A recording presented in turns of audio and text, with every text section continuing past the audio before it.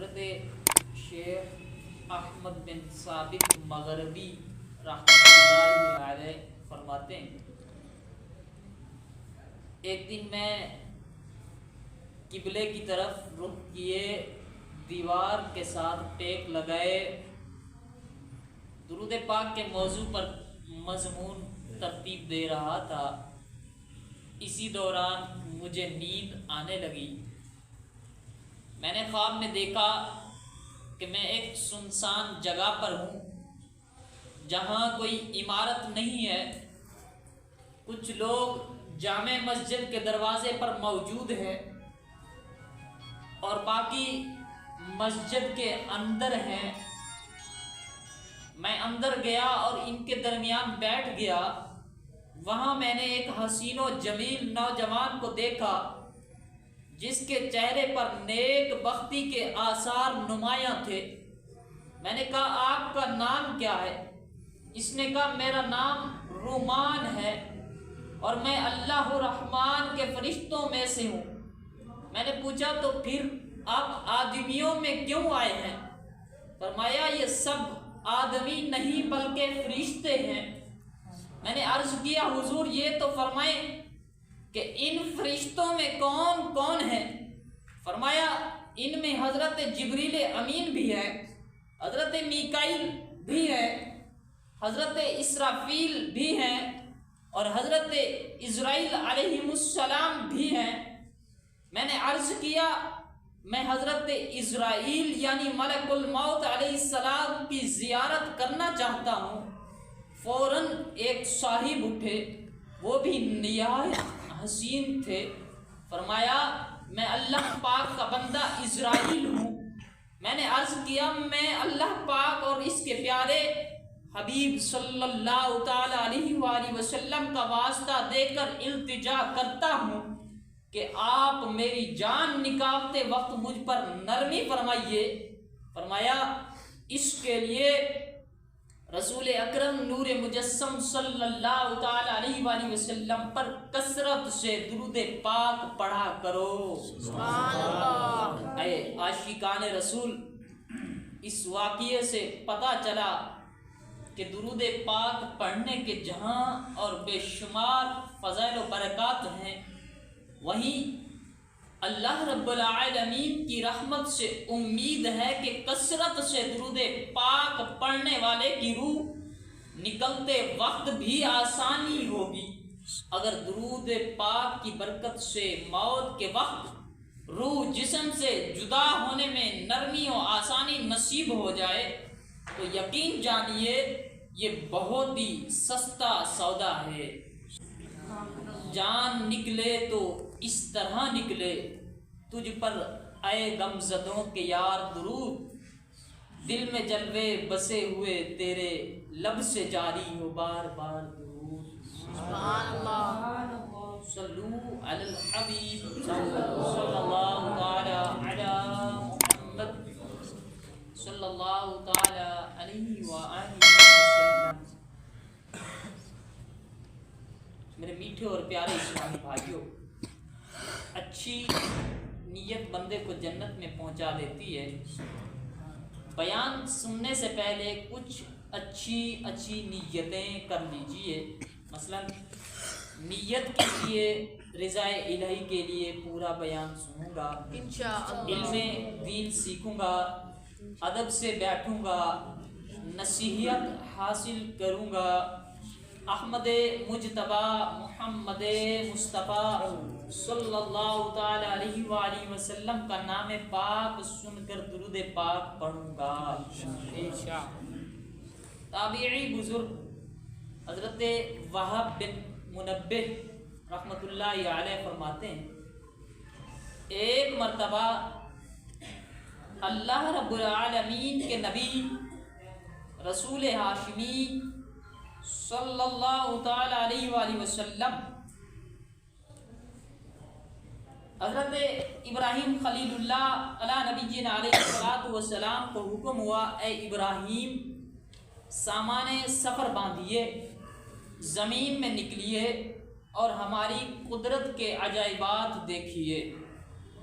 حضرت ابراہیم علیہ السلام نے حکم پر عمل کیا، سامان باندھا اور سفر پر روانہ ہو گئے۔ چلتے چلتے آپ ساحل سمندر کے قریب پہنچے، وہاں آپ کو ایک غلام دکھائی دیا جو بکریاں لیے جا رہا تھا۔ حضرت ابراہیم خلیل اللہ علیہ نبی جنا علیہ السلام نے اس سے پوچھا، اے غلام، کیا تمہارے پاس پانی یا دودھ ہے؟ عرض کیا، جی ہاں، آپ جو پسند فرمائیں وہی پیش کر دوں گا۔ فرمایا، مجھے پانی پلا دو۔ اب اس غلام نے عصا یعنی ڈنڈا ہاتھ میں لیا، قریب ہی ایک چٹان کے پاس گیا، وہاں رک کر کچھ بولا، پھر اپنا عصا اس چٹان پر مارا تو فوراً ہی چٹان سے پانی کا چشمہ جاری ہو گیا۔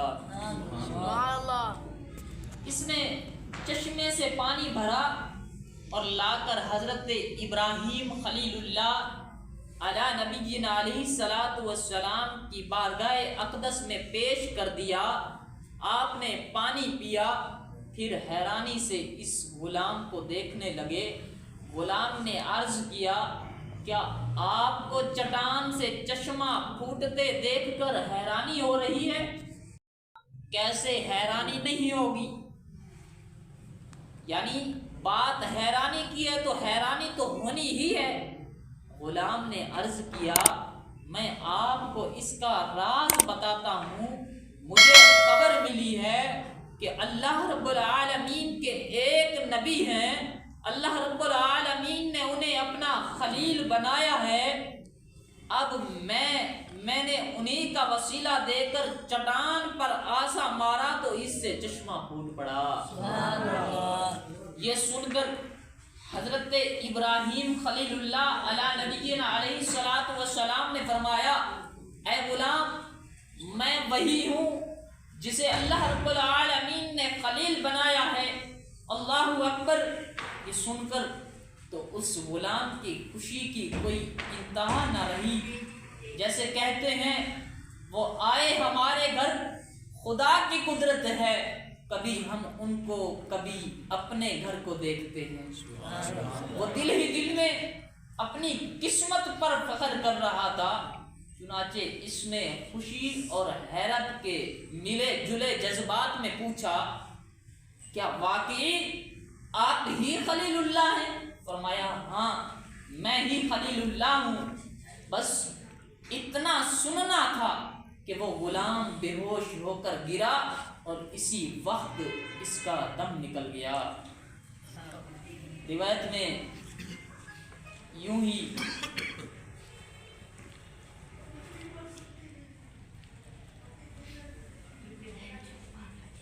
اس وقت آسمان سے ایک نور اترا۔ اس نور نے خوش نصیب غلام کی لاش کو ڈھانپ لیا۔ جب وہ نور چھٹا تو خبر نہیں کہ اس کی لاش کو آسمان پر اٹھا لیا گیا یا زمین میں دفن کر دیا گیا۔ پھر حضرت ابراہیم خلیل اللہ علیہ نبی علیہ السلام آگے چلتے ہیں۔ چلتے چلتے آپ ایک پہاڑ پر پہنچے، وہاں ایک گھر تھا جس کے 2 دروازے تھے۔ آپ علیہ السلام اندر داخل ہوئے۔ اندر ایک تخت تھا، اس کے اوپر کسی کی لاش رکھی تھی۔ اس کے اوپر 70 حلے یعنی خوبصورت کپڑے ڈالے ہوئے تھے۔ سر کے پاس ایک تختی رکھی تھی۔ حضرت ابراہیم خلیل اللہ علیہ نبی علیہ السلام نے اس تختی کو پڑھا تو اس پر لکھا تھا، میں شداد بن عاد ہوں، میں 1000 سال زندہ رہا، میں نے 1000 لشکروں کو شکست دی، میں نے ہی شہر ارم بنایا، مگر افسوس جب میری موت کا وقت آیا تو میری سب تدبیریں جواب دے گئیں۔ 1,24,000 انبیاء کرام علیہ السلام دنیا میں تشریف لائے، ان میں سب سے افضل، سب سے اعلیٰ، سب سے بلند رتبہ نبی ہمارے آقا و مولا مکی مدنی مصطفیٰ صلی اللہ تعالی علیہ وآلہ وسلم ہیں۔ آپ کے بعد نبیوں میں سب سے اونچا رتبہ حضرت ابراہیم علیہ السلام کا ہے۔ الحمدللہ حضرت ابراہیم علیہ السلام کے وسیلے سے دعائیں قبول ہوتی ہیں۔ حضرت کعب الاحبار رضی اللہ تعالی عنہ فرماتے ہیں، حضرت ابراہیم علیہ السلام کے مزار پر انوار پر حاضر ہو جاؤ، وہاں سلام پیش کرو، دعائیں مانگو، بے شک حضرت ابراہیم علیہ السلام کے مزار پر انوار کے پاس دعائیں قبول ہوتی ہیں۔ حضرت مجیر الدین حنبلی رحمۃ اللہ علیہ فرماتے ہیں، ایک مرتبہ مجھے کوئی مشکل پیش آئی، اگر یہ مشکل حل نہ ہوتی تو شاید میں ہلاک ہی ہو جاتا، چنانچہ میں اس مشکل کے حل کے لیے حضرت ابراہیم خلیل اللہ علیہ نبی علیہ الصلوۃ والسلام کے مزار شریف پر حاضر ہوا، مزار شریف کے غلاف سے لپٹ کر دعا مانگی۔ سبحان اللہ، بس دعا کرنے ہی کی دیر تھی، اللہ رب العالمین نے کرم فرمایا اور میری پریشانی کو دور فرما دیا۔ سبحان اللہ، سبحان اللہ۔ میرے میٹھے اور پیارے اسلامی بھائیوں، حضرت ابراہیم خلیل اللہ علیہ نبی علیہ الصلوۃ والسلام کے وسیلے کی یہ شان ہے، تو ان سے بھی افضل نبی رسول ہاشمی محمد عربی صلی اللہ تعالی علیہ وآلہ وسلم کے وسیلے کی کیا شان ہوگی؟ ان کے وسیلے سے دعا کی جائے تو کیسی کیسی برکتیں نصیب ہوں گی۔ حدیث پاک میں آتا ہے، ایک مرتبہ ایک نابینا صحابی رضی اللہ تعالی عنہ بارگاہ رسالت میں حاضر ہوئے، عرض کرتے ہیں، اے رب کائنات کے محبوب، اللہ رب العالمین کی بارگاہ میں دعا فرمائیے کہ میری آنکھیں ٹھیک ہو جائیں۔ سبحان اللہ، معلوم ہوا صحابہ کرام کا عقیدہ تھا کہ یقیناً دعا اللہ پاک ہی سنتا ہے، سب کی سنتا ہے، مگر جیسی اپنے محبوب کی سنتا ہے ایسی کسی کی نہیں سنتا۔ خیر، صحابی رسول رضی اللہ تعالی عنہ نے دعا کی درخواست کی، پیارے آقا مکی مدنی مصطفیٰ صلی اللہ تعالی علیہ وآلہ وسلم نے ان کے لیے دعا فرمائی نہیں، بلکہ ہم غلاموں پر کرم فرماتے ہوئے انہیں ایک دعا سکھا دی تاکہ قیامت تک آپ کے غلام اس دعا سے برکتیں لیتے رہیں۔ چنانچہ آپ صلی اللہ تعالی علیہ وآلہ وسلم نے فرمایا، وضو کرو، پھر 2 رکعت نماز پڑھو، پھر یوں دعا کرو، اللہم انی اسألک واتوجہ الیک بمحمد النبی الرحمہ، یا محمد انی اتوجہ بک الی ربی فی حاجتی ہذہ لتقضی اللہم فشفعہ فی۔ اے اللہ پاک، میں تجھ سے سوال کرتا ہوں اور تیرے محبوب نبی رحمت محمد صلی اللہ تعالی علیہ وآلہ وسلم کے وسیلے سے تیرے حضور متوجہ ہوں۔ اے محمد صلی اللہ تعالی علیہ وآلہ وسلم، میں آپ کے وسیلے سے اپنے رب کے حضور متوجہ ہوں تاکہ میری یہ حاجت پوری ہو جائے۔ اے اللہ پاک، میرے حق میں آپ صلی اللہ تعالی علیہ وآلہ وسلم کی سفارش کو قبول فرما۔ صحابہ کرام رضی اللہ عنہم فرماتے ہیں، وہ صحابی وہاں سے اٹھے، وضو کیا، 2 رکعت نماز ادا کی، پھر پیارے آقا محبوب خدا صلی اللہ تعالی علیہ وآلہ وسلم کی سکھائی ہوئی دعا مانگی۔ ہم ابھی وہیں بیٹھے تھے کہ وہ واپس بھی آ گئے، مگر وہ سبحان اللہ جب گئے تھے تو نابینا تھے اور جب واپس آئے تو کأنہ لم یکن بہ ضر قط، اب ایسے تھے جیسے انہیں کبھی کوئی تکلیف ہوئی ہی نہیں تھی۔ سبحان اللہ، یہ ہے وسیلے کی برکت، یہ مبارک نماز جو رسول اکرم نور مجسم صلی اللہ علیہ وآلہ وسلم نے ان صحابی رضی اللہ تعالیٰ عنہ کو سکھائی، اسے نماز حاجت کہتے ہیں۔ یہ مجرب یعنی تجربے سے ثابت شدہ عمل ہے، کیسی ہی مشکل ہو، پریشانی ہو، مصیبت ہو، کوئی جائز خواہش تمنا آرزو پوری نہ ہو تو میرے میٹھے اور پیارے اسلامی بھائیوں، پھر پیارے آقا صلی اللہ تعالیٰ علیہ وآلہ وسلم کے بتائے ہوئے طریقے پر وضو کریں، 2 رکعت نماز ادا کریں، پھر حضور صلی اللہ تعالیٰ علیہ وآلہ وسلم کے وسیلے سے آپ کے سکھائے ہوئے طریقے کے مطابق دعا مانگے، انشاءاللہ الکریم ہر حاجت پوری ہو جائے گی۔ میرے میٹھے اور پیارے اسلامی بھائیوں، حضرت ابراہیم علی نبینا علیہ الصلاۃ والسلام نے دوسری عجیب بات جو دیکھی وہ شداد کی لاش تھی۔ شداد کون تھا؟ بڑے روب و دبدبے والا بادشاہ تھا، یہ غیر مسلم تھا۔ ہماری عبرت اور نصیحت کے لیے رب کائنات نے قرآن پاک میں بھی اس کا ذکر فرمایا۔ ارشاد ہوتا ہے ترجمہ کنز العرفان، کیا تم نے نہ دیکھا کہ تمہارے رب نے عاد کے ساتھ کیسا کیا؟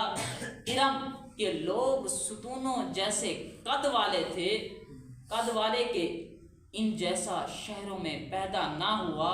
میرے میٹھے اور پیارے اسلامی بھائیوں، تفسیر صراط الجنان میں ہے شداد نے جنت کا ذکر سن رکھا تھا، لہذا اس نے سرکشی کے طور پر دنیا میں جنت بنانے کا ارادہ کیا، چنانچہ اس نے ایک عظیم شہر بنایا جس کے محل سونے چاندی کے اینٹوں سے بنائے گئے، زبرجد اور یاقوت کے ستون کھڑے کیے گئے، سنگریزوں کی جگہ خوبصورت موتی بچھائے گئے، ہر محل کے گرد جواہرات بچھا کر اوپر نہریں جاری کی گئیں، قسم قسم کے درخت لگائے گئے، غرض کے ایسا عظیم شہر بنا دیا گیا کہ اس جیسا شہر دوبارہ دنیا میں کبھی نہ بنا۔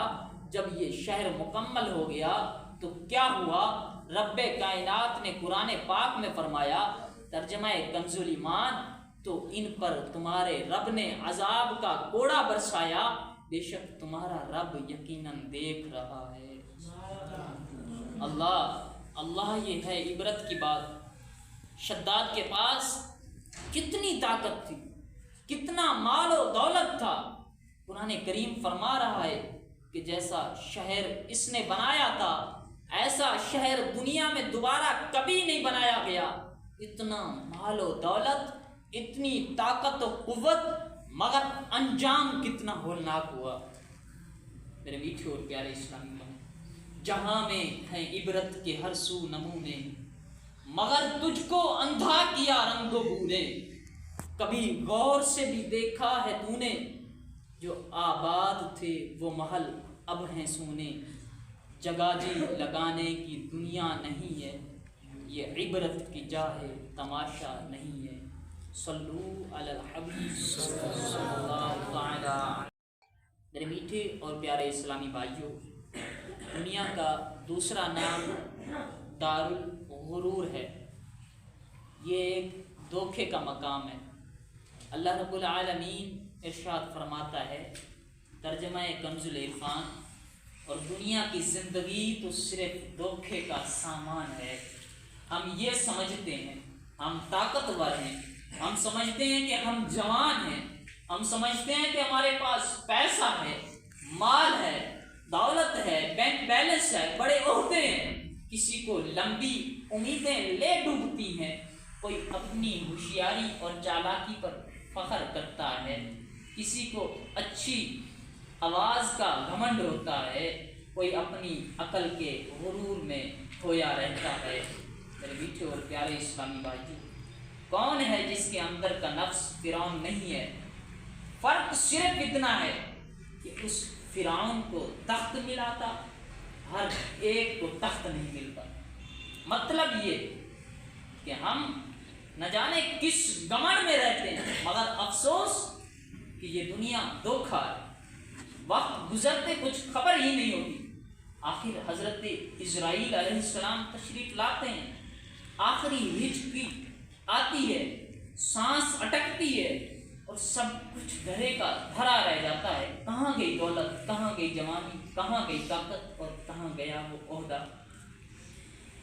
اللہ رب العالمین قرآن کریم میں فرماتا ہے، ترجمہ کنز العرفان، کیا انہوں نے نہیں دیکھا کہ ہم نے ان سے پہلے کتنی قوموں کو ہلاک کر دیا، انہیں ہم نے زمین میں وہ قوت و طاقت عطا فرمائی تھی جو تمہیں نہیں دی، اور ہم نے ان پر موسلا دھار بارش بھیجی اور ان کے نیچے نہریں بہا دی، پھر ان کے گناہوں کی وجہ سے انہیں ہلاک کر دیا اور ان کے بعد دوسری قومیں پیدا کر دی۔ قوم عاد بڑی طاقتور قوم تھی، ان کے لمبے لمبے قد تھے، بڑے بڑے جسم تھے، یہ پہاڑوں کو تراش کر اپنے محلات بنایا کرتے تھے۔ اللہ رب العالمین نے انہیں مال و دولت سے نوازا تھا، نعمتیں عطا فرمائی تھی، مگر انہوں نے نافرمانی کی۔ اللہ رب العالمین کے نبی حضرت ہود علیہ نبینا علیہ السلام کو جھٹلایا، کفر پر اڑے، گناہوں پر قائم رہے، ضدی بنے، آخر ان پر رب قہر کا قہر برس پڑا۔ اللہ رب العالمین نے ان پر آندھی کا عذاب بھیجا، یہ نہایت سرد، خشک، خیر و برکت سے خالی اور سخت سناٹے دار آندھی تھی کہ لوگوں کو زمین سے یوں اکھیڑ دیتی گویا وہ کھجوروں کے سوکھے تنے ہوں، پھر انہیں سر کے بل زمین پر اس طرح مارتی کہ ان کے ٹکڑے ٹکڑے ہو جاتے۔ 8 دن تک یہ آندھی مسلسل چلتی رہی اور اس نے قوم عاد کا نام و نشان تک مٹا ڈالا۔ قوم سمود فن تعمیر کی ماہر تھی، اللہ رب العالمین نے انہیں بہت نعمتوں سے نوازا تھا، انہیں بھی طاقت دی تھی، مال و دولت سے نوازا، مگر انہوں نے بھی نافرمانی کی۔ حضرت صالح علیہ نبینا علیہ السلام کو جھٹلایا، کفر پر اڑے رہے، گناہوں کا بازار گرم کیا، آخر ان پر بھی قہر الہی کا کوڑا برس گیا، ان پر شدید زلزلے کا عذاب آیا جس سے یہ ہمیشہ کے لیے فنا کے گھاٹ اتر گئے۔ قوم نمرود کیسا روب و دبدبے والا، قوم کا بادشاہ نمرود کیسا روب و دبدبے والا بادشاہ تھا، اللہ رب العالمین نے اسے تخت و تاج عطا کیا مگر اس نے بھی نافرمانی کی۔ حضرت ابراہیم علیہ نبینا علیہ السلام کی گستاخیاں کی، آخر اس پر عذاب آیا۔ اللہ رب العالمین نے اس بد انجام کو اور اس کی فوج کو مچھروں کے ذریعے فنا کے گھاٹ اتار لیا۔ اور فرعون کیسا طاقتور تھا، اس نے نافرمانی کی، اس کی بادشاہت اس کے کچھ کام نہ آئی، طاقت، قوت، تاج و تخت، فوج، لشکر سب دھرے کے دھرے رہ گئے اور فرعون اپنی کافر قوم سمیت دریا میں غرق ہو گیا۔ حضرت سکندر ذوالقرنین رحمۃ اللہ تعالی علیہ، جن کا ذکر قرآن کریم میں بھی آیا ہے، یہ بھی بہت بڑے بادشاہ تھے۔ انہوں نے مشرق و مغرب کا سفر کیا۔ روایت میں آتا ہے ایک مرتبہ یہ ایک ایسے شہر میں پہنچے، وہاں لوگوں کے پاس دنیاوی مال بالکل نہیں تھا، انہوں نے قبریں تیار کر رکھی تھی، جب صبح ہوتی تو وہ قبروں کی طرف آتے اور ان کی یاد تازہ کرتے، انہیں صاف کرتے اور ان کے قریب نمازیں پڑھتے رہتے۔ یہ عجیب لوگ تھے، گھاس پتے اور سبزیاں وغیرہ کھا کر پیٹ بھر لیتے اور اللہ رب العالمین کی عبادت میں مصروف رہتے تھے۔ حضرت سکندر ذوالقرنین رحمۃ اللہ علیہ ان کے سردار کے پاس تشریف لائے، سلام، دعا و خیر وغیرہ کے بعد کہا میں تمہیں ایسی حالت میں دیکھ رہا ہوں کہ کسی قوم کو اس حالت میں نہیں دیکھا۔ سردار بولا کس حالت کی بات کر رہے ہیں؟ فرمایا یہی کہ تمہارے پاس دنیاوی مال و متاع کچھ بھی نہیں ہے؟ سردار بولا ہم سونا چاندی جمع کرنے کو برا سمجھتے ہیں، کیونکہ جسے یہ چیزیں ملتی ہیں وہ ان میں مگن ہو کر آخرت کو بھول بیٹھتا ہے۔ پوچھا تم نے قبریں کیوں تیار کر رکھی ہیں؟ سردار نے کہا یہ اس لیے جب ہم قبروں کو دیکھیں تو ان کی یاد تازہ ہو اور اس کے ذریعے ہم دنیا کی لالچ سے رک جائیں۔ آپ رحمۃ اللہ علیہ نے پوچھا تم لوگ گھاس پتے اور سبزیاں وغیرہ ہی کیوں کھاتے ہو؟ سردار بولا کھانا جب حلق سے اتر جاتا ہے چاہے وہ کیسا ہی بھی ہو پھر اس کا کوئی مزہ باقی نہیں رہتا۔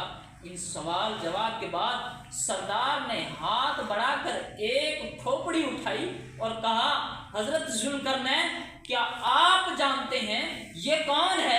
فرمایا نہیں۔ سردار بولا یہ ایک بادشاہ تھا، اللہ رب العالمین نے اسے دنیا والوں پر شاہی عطا فرمائی تھی، مگر اس نے ظلم و ستم کیا اور سرکش بن گیا۔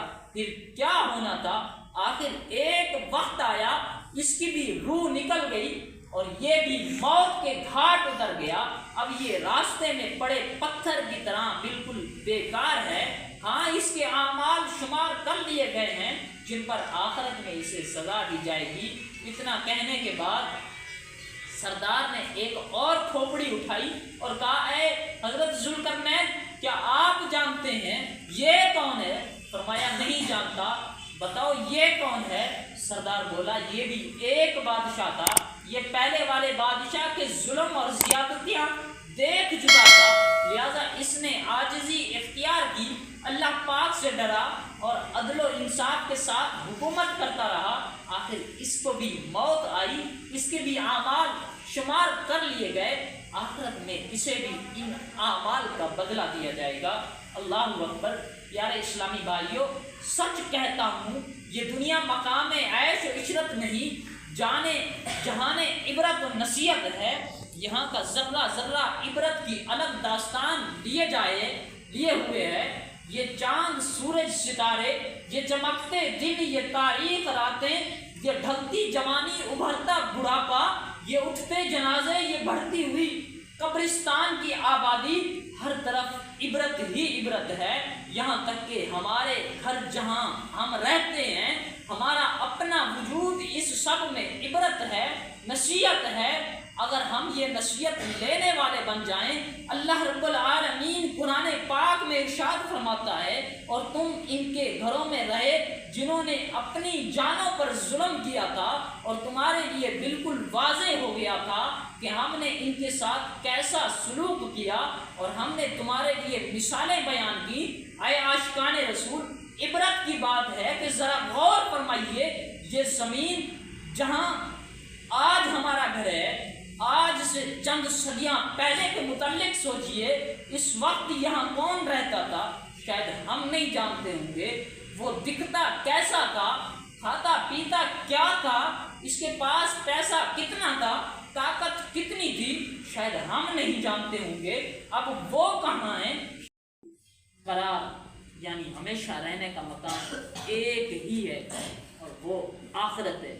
اس لیے کامیاب وہ ہے جو اس دنیا کو حرص و ہوس کی نگاہ سے نہیں بلکہ عبرت کی نظر سے دیکھتا ہے۔ حضرت سفیان ثوری رحمۃ اللہ علیہ فرماتے ہیں جو دنیا کو عبرت کی نگاہ سے دیکھتا ہے اور غور و فکر کرتا ہے وہ زیادہ نیکیاں کرنے میں کامیاب ہو جاتا ہے۔ حضرت مالک بن دینار رحمۃ اللہ علیہ فرماتے ہیں جو اس دنیا کو عبرت کی نگاہ سے نہیں دیکھتا، آخرت کی فکر نہیں کرتا، اس کی نیکیاں کم اور دل پردے میں ہیں۔ کاش ہمیں نگاہ عبرت نصیب ہو جائے۔ اللہ رب العالمین قرآن پاک میں ارشاد فرماتا ہے، ترجمہ کنز العرفان، اللہ رات اور دن کو تبدیل فرماتا ہے، بے شک اس میں آنکھ والوں کے لیے سمجھنے کا مقام ہے۔ پارہ 30 سورہ نازیات میں فرعون اور اس کے لشکر کے غرق ہونے کا واقعہ ذکر کرنے کے بعد فرمایا، ترجمہ کنز العرفان، بے شک اس میں ڈرنے والے کے لیے عبرت ہے۔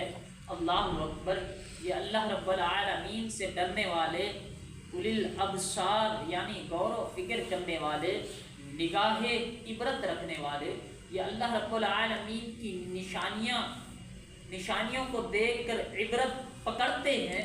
دن آیا چلا گیا، سورج نکلا ڈوب گیا، رات آئی ڈھل گئی، ستارے نکلے غروب ہو گئے، یہ سب کچھ کائنات کا ذرہ ذرہ کھلی کتاب ہے، اس میں ہمارے لیے نصیحت ہے، عبرت ہے۔ کاش ہم ڈرنے والے، عبرت والے، غور و فکر کرنے والے اور نگاہ عبرت سے دیکھنے والے بن جائیں۔ حضرت حاتم اصم رحمۃ اللہ علیہ سے سوال ہوا، آدمی اہل اعتبار یعنی عبرت لینے والا کیسے بنتا ہے؟ فرمایا جب وہ دنیا کی ہر چیز کے انجام پر نگاہ کرے اور غور کرے کہ عن قریب یہ چیز فنا کے گھاٹ اتر جائے گی اور اس چیز کا مالک بھی بہت جلد قبر میں دفنا دیا جائے گا۔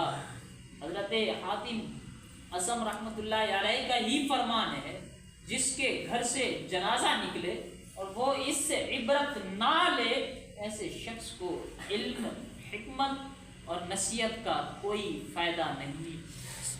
اللہ رب العالمین کے نبی حضرت داؤد علیہ السلام بہت خوف خدا والے تھے۔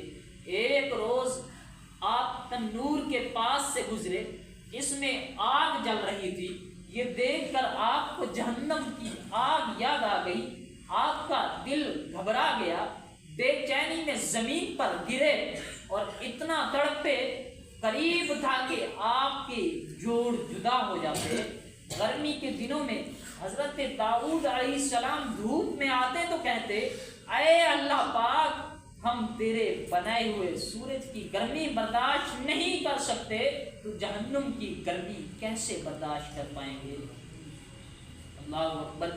حضرت صاحب عبدی رحمۃ اللہ علیہ فرماتے ہیں، ایک دن حضرت صالح مری رحمۃ اللہ علیہ ہمارے پاس تشریف لائے۔ میں نے پوچھا، اے ابو البشر، آپ کہاں سے تشریف لائے ہیں؟ فرمایا، میں اپنے گھر سے نکلا تو مختلف جگہوں سے گھومتا ہوا تمہارے پاس آیا۔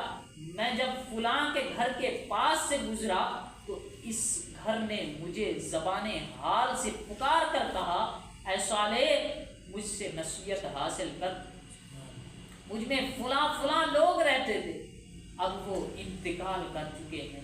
پھر جب فلاں گھر کے پاس پہنچا تو اس گھر نے بھی مجھے زبان حال سے پکار کر کہا، اے صالح، مجھ سے نصیحت حاصل کر، مجھ میں فلاں فلاں لوگ رہتے تھے، اب وہ سب مٹی میں دفن ہیں۔